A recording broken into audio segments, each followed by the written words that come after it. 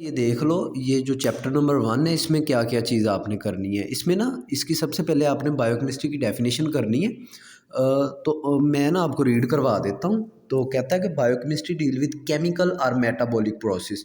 Metabolic process कौन से हैं? वो प्रोसेस जो एनिमल में हो या प्लांट्स में, मतलब जो ज़िंदा जानदारों में जो रिएक्शन होते हैं उन्हें हम मेटाबॉलिक प्रोसेस कहते हैं, which take a place in tissue cell. Tissue cell कौन से सेल होते हैं? टिश्यू सेल वो सेल जो सेल से मिलकर बने हों और वो आगे मिलकर आर्गन बनाएँ, ठीक है? हमने आपने शायद वो पीछे बायो में पढ़ा था कि सबसे पहले सेल होते हैं, सेल मिलकर टिश्यू बनाते हैं, टिश्यू मिलकर आर्गन और आर्गन मिलकर क्या बनाते हैं? आर्गन सिस्टम बनाते हैं। उसके बाद कहता है कि these metabolic reaction take a place in the material called protoplasm which is base of all form of life. कहता है कि ये जिधर परफॉर्म होते हैं उसे हम प्रोटोप्लाज्म कहते हैं। प्रोटोप्लाज्म किसे कहते हैं? कि सेल के अंदर जो पाया जाने वाला मटीरियल है उसे हम प्रोटोप्लाज्म कहते हैं, ठीक है?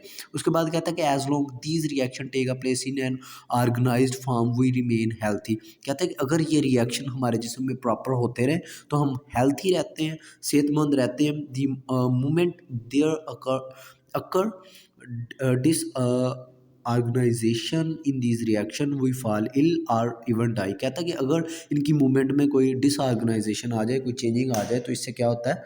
वी फॉल इल और डाई, हम मतलब मर भी सकते हैं और हमारी डेथ भी काज हो सकती है। It is amazing to note that all the element that collectively give rise living organism are by themselves eliminate. However, when uh, present in optimum amount and in optimum combination they make life possible।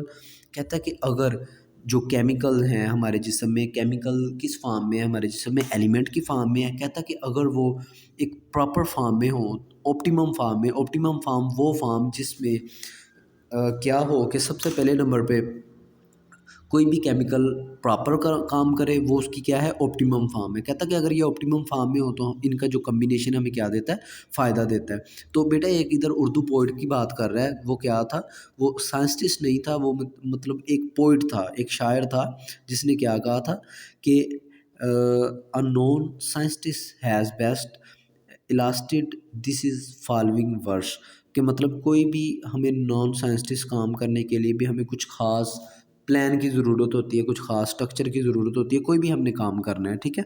उसके बाद आगे कह रहा है कि compare to other biological science biochemistry is quite young. कहता है कि अगर हम दूसरी बायोलॉजिकल साइंस देखें तो उनके लिहाज से जो बायोलॉजी है हमारे लिए, सॉरी बायोकेमिस्ट्री है, ये भी नई-नई आई है। This is because investigation in this field had to wait for developing to take a place in other branches of chemistry.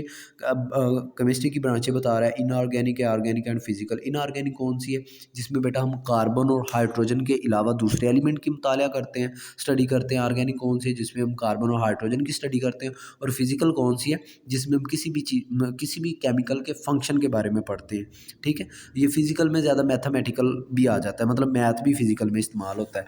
In only in a second half of 20th century that biochemistry that started as an offshoot of physiological um, uh,